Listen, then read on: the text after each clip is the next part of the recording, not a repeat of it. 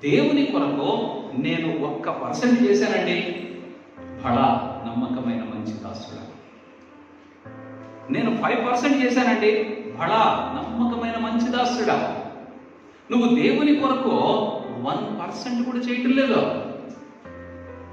నువ్వు 1% చేసినా దేవుడు నిన్ను బడా నమ్మకమైన మంచి దాసుడా అంటున్నాడు. నీకు ఉన్న వాటి కంటే మరింతమైనటువంటి మరి అత్యధికమైనటువంటి ఆశీర్వాదాలు నేను నీకు ఇస్తానంటున్నాడు. 1%. He was not expecting 100% from you. నీ నుండి 100% ఆశించగల దేవుడు. If you will do 1%, he will be caught. నువ్వు ఆలోచన చేయి.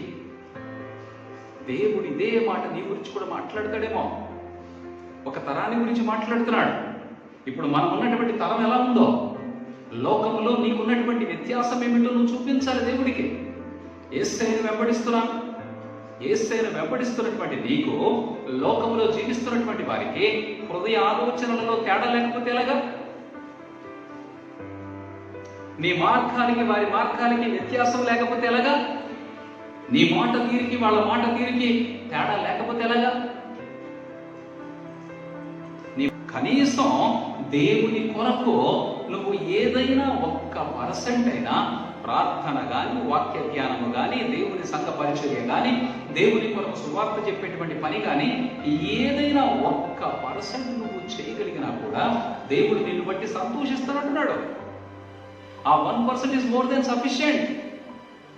ఆ 1% నిన్ను 100%లోనికి నడిపిస్తుంది.